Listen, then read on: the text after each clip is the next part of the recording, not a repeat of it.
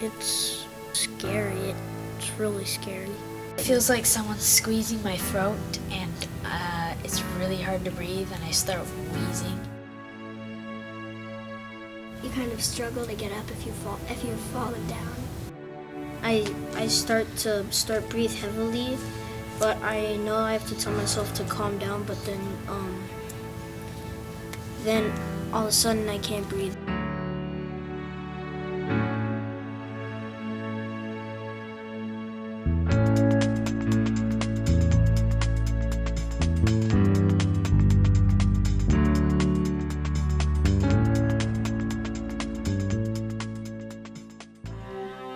From the California Department of Public Health, this year, 6 school districts across the state distinguished themselves and are the recipients of the Achievements in Respiratory Health Awards.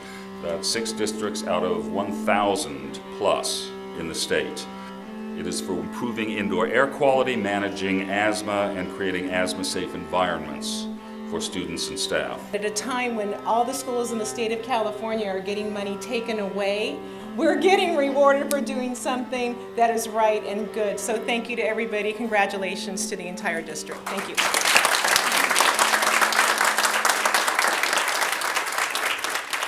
The best thing that we can do is to minimize exposure to any kind of trigger.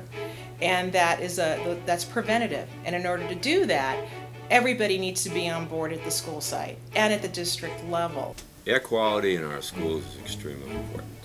Without having good quality air, there's a tendency for children to get ill. Poor air quality in a school is generally understood is not a good learning environment. It makes people not pay attention, particularly young children, and it is also, for those children with respiratory illnesses, it could be a very serious problem. Kids get asthma and other kind of breathing disorders that keep them from being at school, and that's an important part of the education process, to be there so they can get the education.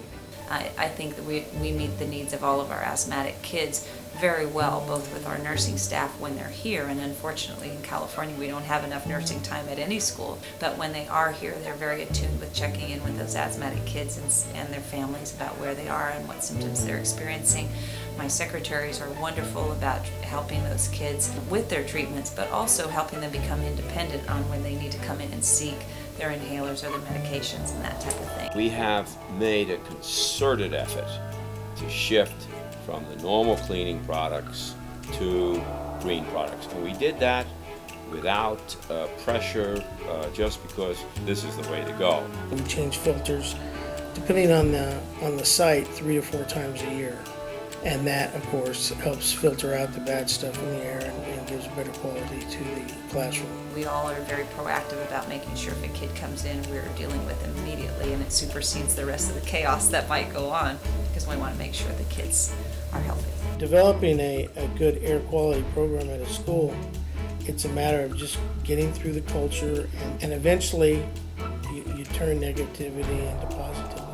If we can do it here in our school district, it can be done anywhere. When I have an asthma episode, my breath comes out in ragged gasps. My head gets a little dizzy, so I have to sit down, close my eyes, calm down, and if I'm running, well, I just start walking. Philosophy is important in making a commitment to doing things together and really understanding that we're serving the same families and we can serve them better if we serve them together. It has to be an accepted practice. Otherwise, those kids that are susceptible to having asthma, they're really at risk.